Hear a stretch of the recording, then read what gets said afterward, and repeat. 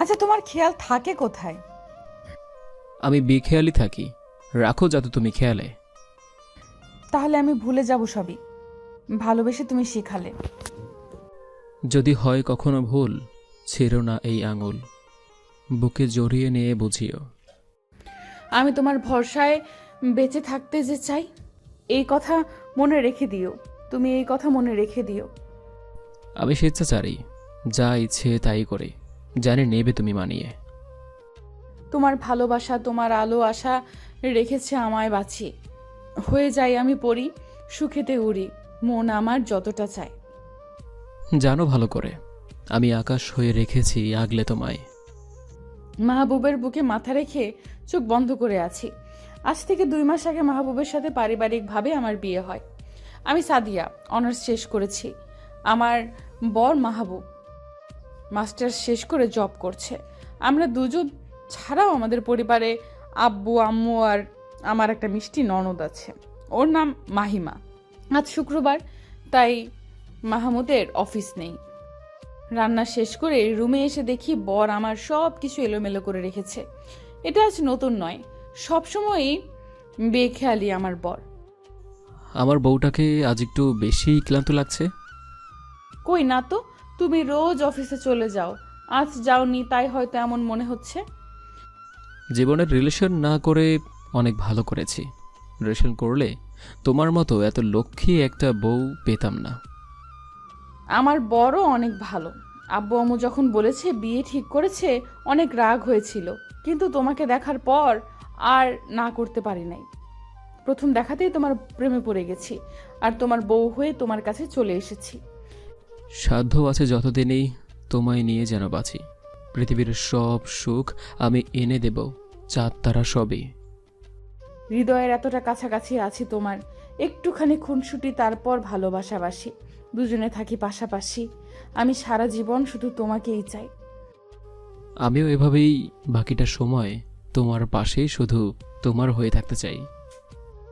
ক্ষুধা পেয়েছে না তোমার? রান্না হয়ে গেছে, চলো খাবার খাবে। ঠিক আছে বলে সাদিয়ার সাথে রুম থেকে বের হয়ে চলে আসি ডাইনিং রুমে। আব্বু আম্মু আর মাহিমা বসে আছে।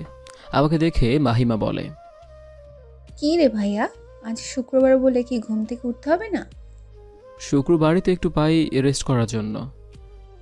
আচ্ছা বুঝেছি, ভাবি ভাইকে নিয়ে বসে পড়ো, ক্ষুধায় পেট জ্বলছে। সবাই একসাথে বসে সকালের নাস্তা করি। খাওয়া শেষ করে আব্বু আম্মুর সাথে কিছু সময় কথা বলে রুমে চলে আসি। কিছু সময় পর সাদিয়া রুমে আসে। দরজা বন্ধ করে আমার পাশে এসে বসে বুকে মাথা রেখে বলে, আচ্ছা, এবার আমাদের একটা বাবু হলে কেমন হয়? আমার বউ সারাক্ষণ বুঝি এই নিয়ে চিন্তা করে। কেন করব না? পৃথিবীর সবচেয়ে মিষ্টি আর আনন্দের অনুভূতি হচ্ছে মা হওয়া। আমি মুচকি হাসি। সাদিয়া সোজা হয়ে বসে আমাকে শুইয়ে দিয়ে আমার উপর উঠে বসে। কি করছো? এভাবে উপরে উঠে বসলে কেন? আমার বরকে একটু আদর করব তাই। যেভাবে শুরু করলে মনে হচ্ছে আদর নয়, আমাকে অন্য কিছু করতে চাইছো। তোমার যা মনে হয় তাই মনে করো। বলেই সাদিয়া আমার ওপরে শুয়ে পড়ে। আমার কপালে গালে চোখের পাতায় কিস করে। আমি বড় বড় চোখে তাকিয়ে আছি। হুট করে 4 ঠোঁট এক করে দেয়। কিছু সময় পর সাদিয়া ঠোঁট ছেড়ে দিয়ে আমার কপালে ওর কপাল ঠেকিয়ে বড় করে নিঃশ্বাস নিচ্ছে। আমার অবস্থা তো আরও বেশি খারাপ।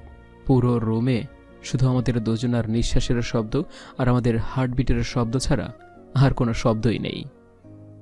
দুজন দুজনের চোখে তাকিয়ে আছি, 4 চোখে নেশায় ভরপুর। মাহবুব আমাকে শক্ত করে জড়িয়ে ধরে আমাকে নিচে শুইয়ে দিয়ে আমার উপরে উঠে শুয়ে পড়ে। দুজনের হার্টবিট ধুকধুক করছে খুব দ্রুত। মাহবুব আমার ঘাড়ে কিস করতে থাকে। আমি 2 হাতে বিছানার চাদর খামচে ধরে আছি। মাহবুব ধীরে ধীরে নিচের দিকে নেমে কোমর থেকে শাড়ির আঁচল সরিয়ে নাভিতে ঠোঁট ডুবিয়ে দেয়। আমি মাহবুবের চুল খামচে ধরি। ধীরে ধীরে দুটি মনের সাথে সাথে দুটি শরীর এক হয়ে যায়। কিছু সময় পর সাদিয়াকে বুকে নিয়ে ঘুমিয়ে পড়ি। ঘুম ভাঙে 12টায়। দুজন ঘুম থেকে উঠে গোসল করে চেঞ্জ করে নেই। সাদিয়া রুম থেকে বের হয়ে বাইরে চলে যায়। আমি ল্যাপটপ নিয়ে বসে বসে কিছুক্ষণ কাজ করতে থাকি। কিচেনে এসে দেখি আম্মু রান্না বান্না করছে। আমি এসে আম্মুকে বলি, আম্মু তুমি গিয়ে বসো, আমি বাকিটা করছি।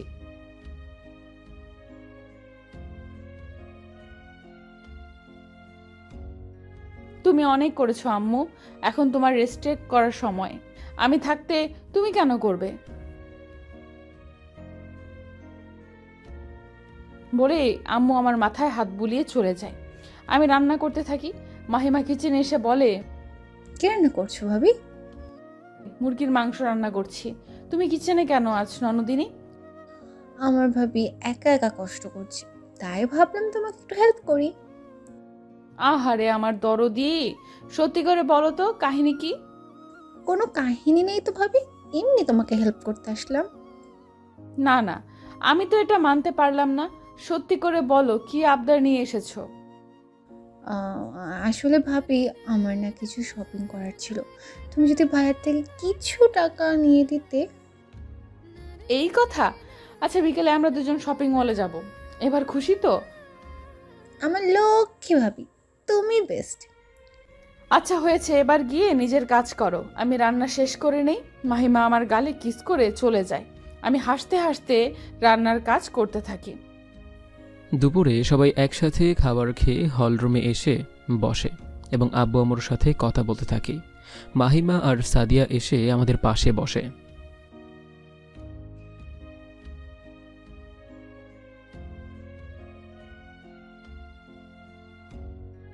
মাত্র 2 মাস আগে ছুটি নিয়েছি, এখন কি আবার ছুটি দিবে? একটা কাজ করি, বৃহস্পতিবার বিকেলে অফিস থেকে আসি এবং শুক্রবার আবার চলে যাব। ঠিক আছে, আম্মু অফিস থেকে এখন ছুটি দিবে না। আমারও মনে হয় বৃহস্পতিবারই আমরা যাব। আমাদের কথার মাঝে মাহিমা আমাকে ইশারায় মাহবুবকে বলতে বলছে। আমি চোখের ইশারায় পরে বলবো বলি।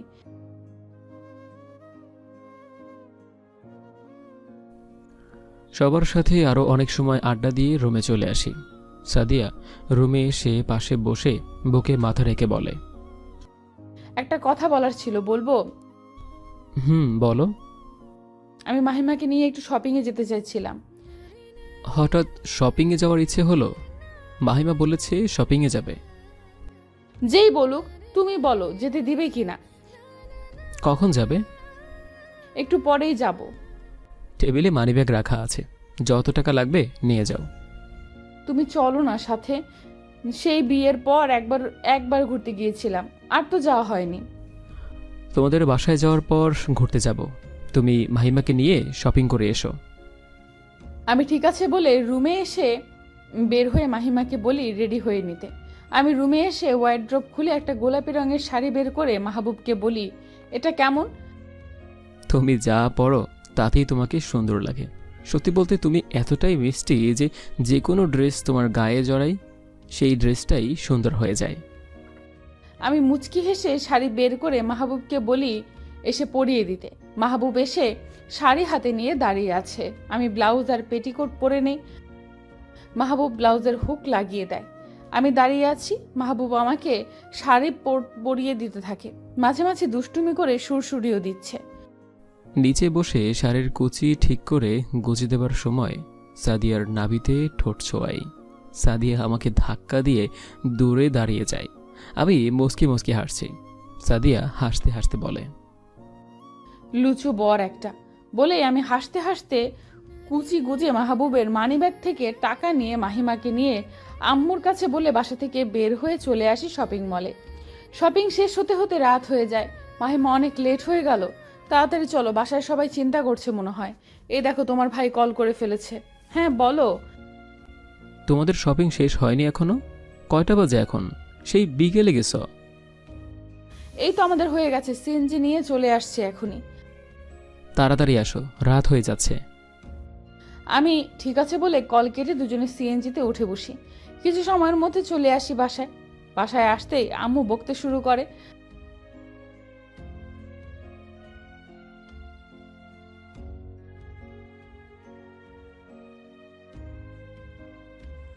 আসলে আম্মু একটা ড্রেস খুঁজতে খুঁজতে এত সময় লেগে গেল, ড্রেসটা খুঁজেই পাচ্ছিলাম না।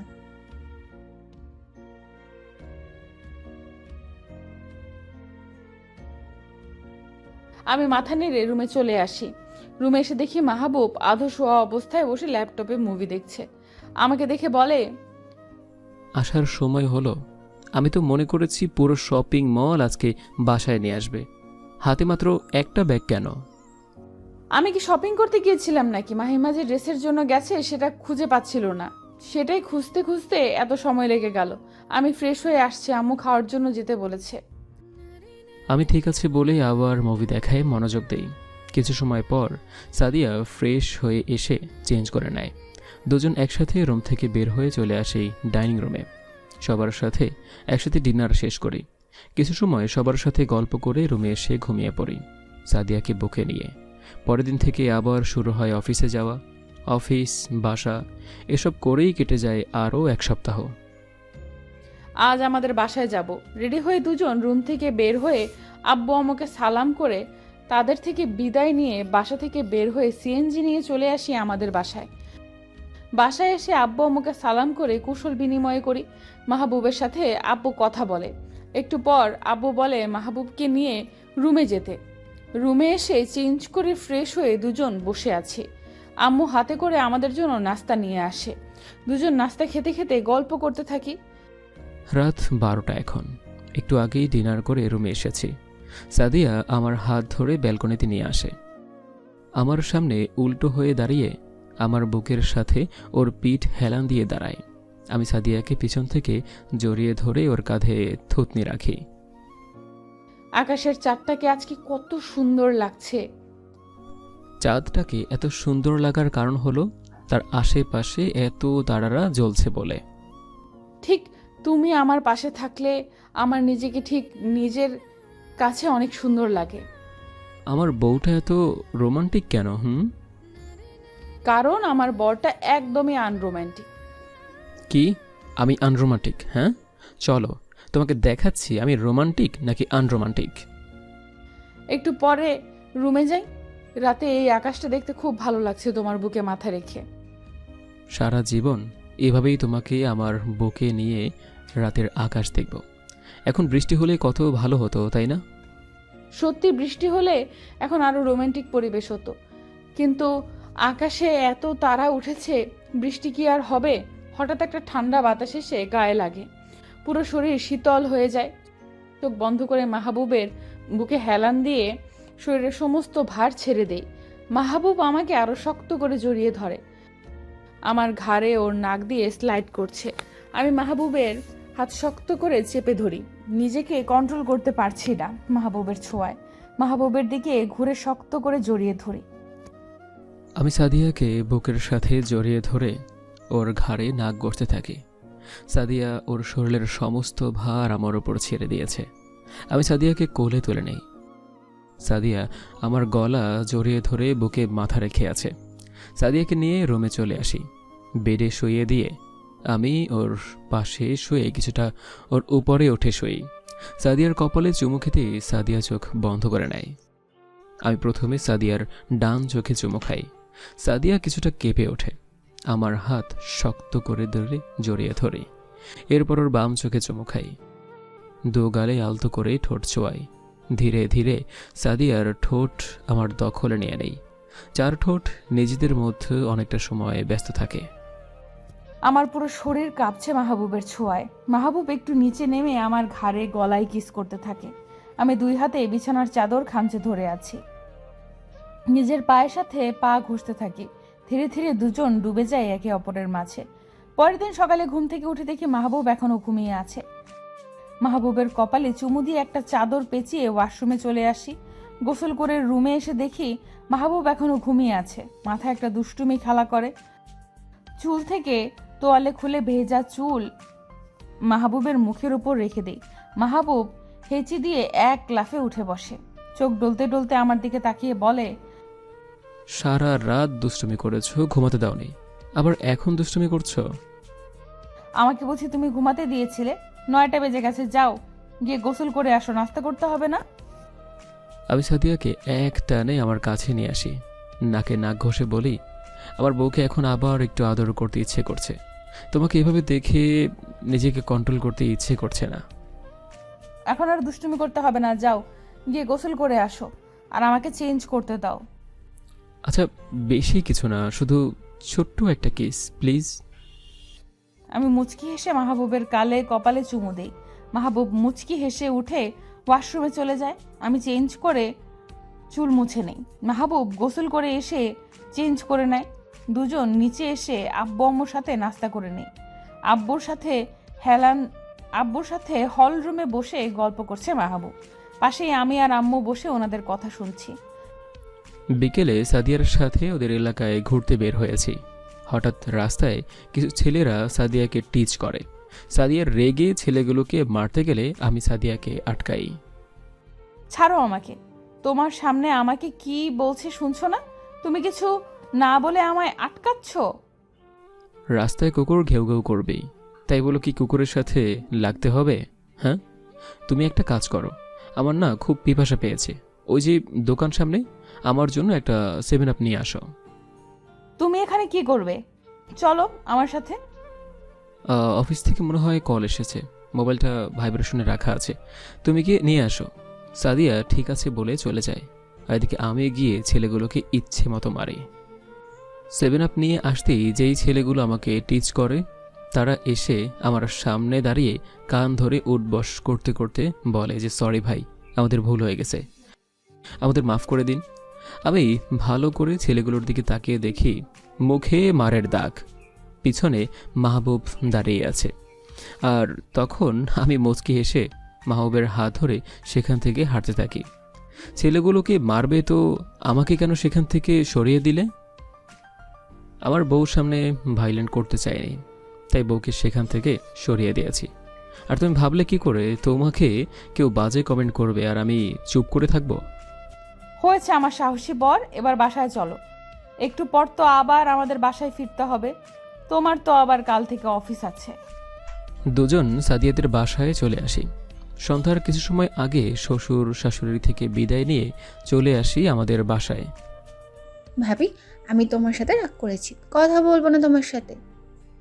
যা বাবা, আমি আবার কি করলাম? আচ্ছা, আমার ননদিনী কি জন্য আমার উপর রাগ করেছে একটু শুনি। তুমি আমাকে কেন তোমার সাথে নিয়ে গেলে না? কতদিন হয়ে গেছে কোথাও ঘুরতে যাই না, তোমাদের বাসায় গেলে ঘোরাও হয়ে যেত। ভুল হয়ে গেছে ননদিনী, আবার যখন যাব তোমাকে সাথে করে নিয়ে যাব। আচ্ছা, আমি আম্মুর রুম থেকে আসছি, দেখি আম্মুর কিছু লাগবে কিনা। বলেই চলে আসি আম্মুর রুমে। এসে দেখি আম্মু শুয়ে আছে। আমাকে দেখে আম্মু উঠে বসে বলে, তোমার কিছু লাগবে কিনা তাই আসলাম আম্মু।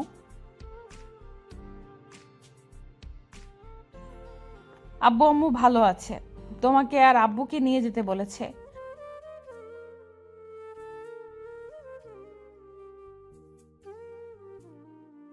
আব্বুর ব্যবসার কাজের চাপ বেশি, বলল সুযোগ পেলে আসবে বলেছে। আচ্ছা আম্মু, তাহলে যাই, তোমার কিছু লাগলে আমাকে ডেকো। আমি ঠিক আছে বলে আম্মুর রুম থেকে বের হয়ে আমাদের রুমে চলে আসি। রুমে এসে দেখি আমার বর টেবিলে বসে বসে ল্যাপটপে কাজ করছে। আমি এসে মাহবুবকে পেছন থেকে জড়িয়ে ধরি। আসছো তুমি? কোথায় ছিলে এতক্ষণ? আম্মুর রুমে ছিলাম, আম্মুর সাথে কথা বলছিলাম। তোমার কাজ শেষ হয়নি? শেষ হয়েছে, ল্যাপটপ বন্ধ করে আসছি বলেই আমি ল্যাপটপ বন্ধ করে সাদিয়াকে নিয়ে শুয়ে পড়ি। আপনারা এখনো বসে আছেন? আর কিছু তো বলবো না, আর কিছু বললে আমরা লজ্জা পাবো। লেখক সাহেব লজ্জা পেয়ে আরও রোমান্টিক কিছু লিখছে না। তবে লেখক সাহেব বলেছে যদি আরও কিছু জানতে চান তাহলে তাড়াতাড়ি বিয়ে করে নেন। যদি নিজের পছন্দের কেউ থাকে তাহলে অবশ্যই তাকে নিজের জীবন সঙ্গী করুন। ভালোবাসা সুন্দর তখনই যখন ভালোবাসার মানুষটা সুন্দর। সবাই ভালো থাকুন। আজকের মতো আসছি, আবার দেখা হবে নতুন কোনো গল্পের সাথে। টাটা, বাই বাই, আল্লাহ হাফেজ।